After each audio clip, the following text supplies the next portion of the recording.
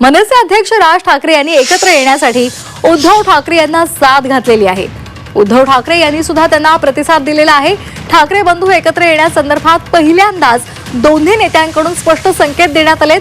मात्र स्थानिक पातळीवर काम करणारे मनसेचे नेते आहेत, त्याचबरोबर पदाधिकारी आहेत, त्यांना मात्र ठाकरे बंधूंची ही युती नको या संदर्भात आता प्रश्न विचारले जात आहेत।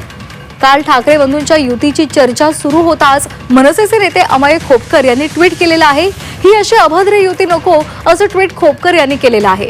तर निवडणुकीसाठीच एकत्र यावं असं काही नाही असं ट्विट मनसेचे नेते संदीप देशपांडे यांनी केलेलं आहे।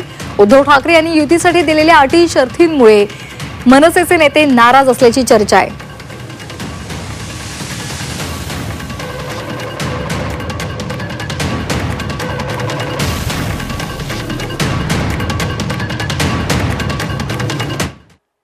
निवडणुकीसाठीच एकत्र यायला पाहिजे असं नाही असं संदीप देशपांडे यांनी म्हटलेलं आहे।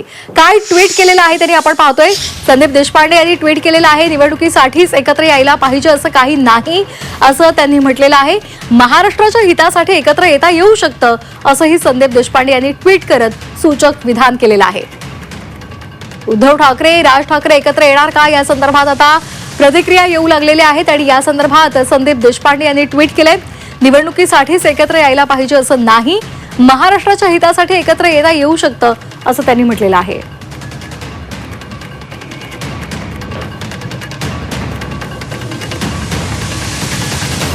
तर या संदर्भात आपण अधिक अपडेट्स घेणार आहोत आमच्या प्रतिनिधी सीमा आढे यांच्याकडून। सीमा, आपण पाहतोय काल राज ठाकरेंनी साथ घातली, उद्धव ठाकरेंचा प्रतिसाद मिळाला आणि त्यानंतर विविध क्षेत्रामधून यावर प्रतिक्रिया उमटू लागलेल्या आहेत। मनसेचे जे नेते आहेत, पदाधिकारी आहेत, त्यांनी सुद्धा प्रतिक्रिया द्यायला सुरुवात केलेली आहे। संदीप देशपांडे यांनी एक सूचक ट्विट केलेलं आहे। नक्की श्वेता, कालचा दिवस हा महाराष्ट्राच्या राजकारणासाठी अत्यंत महत्त्वाचा होता, कारण ज्या चर्चा लोकसभा निवडणुकीआधी रंगल्या, विधानसभा निवडणुकीआधी रंगल्या आणि आता तीच चर्चा स्थानिक स्वराज्य संस्थांच्या निवडणुकीआधी सुद्धा रंगलेली आहे, ती म्हणजे ठाकरे बंधू एकत्र येणार का। आणि पहिल्यांदाच काल राज ठाकरे यांनी सुद्धा या संदर्भात उघडपणे भाष्य केलं। त्यांनी साथ उद्धव ठाकरेंना घातली आणि त्यांनी जी साथ घातलेली होती त्याला सकारात्मक प्रतिसाद उद्धव ठाकरे यांनी दिला। म्हणजेच ह्या दोन्ही नेत्यांनी पहिल्यांदाच एकत्र येण्यासंदर्भात स्पष्ट संकेत जे आहेत ते महाराष्ट्राला दिले।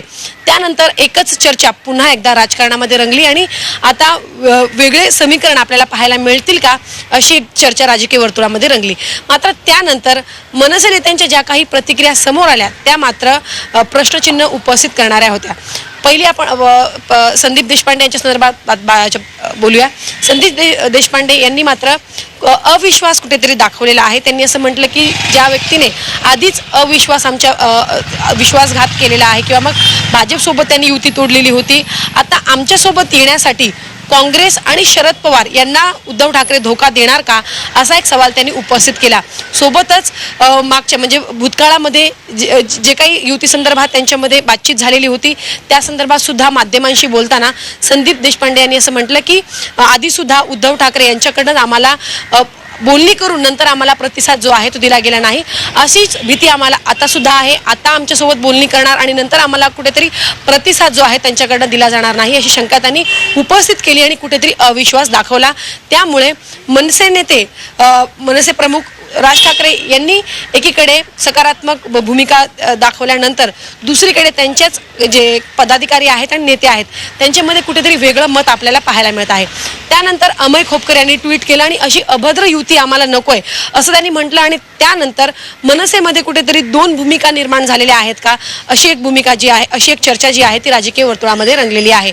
आणि फक्त निवडणुकीपुरतच आपण एकत्र यायला नको, तर महाराष्ट्र आणि मराठी माणसासाठी आपण एकत्र यायला पाहिजे, कुठेतरी आपण आता या मर्यादा ओलांडल्या पाहिजेत अशी भूमिका मनसे नेत्यांनी मनसे पदाधिकाऱ्यांनी जी आहे ती व्यक्त केलेली आहे। आजचा दिवस हा अत्यंत महत्त्वाचा आहे।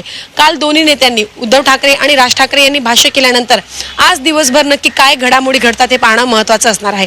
एकीकडे राज ठाकरे यांनी उद्धव ठाकरेंना थेट टाळी दिलेली असताना त्यांचे नेते त्यांचे पदाधिकारी कुठेतरी नाराज किंवा त्यांच्यामध्ये एक नाराजीचा सूर असल्याचं पाहायला मिळत आहे। कारण उद्धव ठाकरे यांनी एकत्र येणार असं सांगत असताना काही अटी शर्ती बॅनरवरती सुद्धा घातल्या.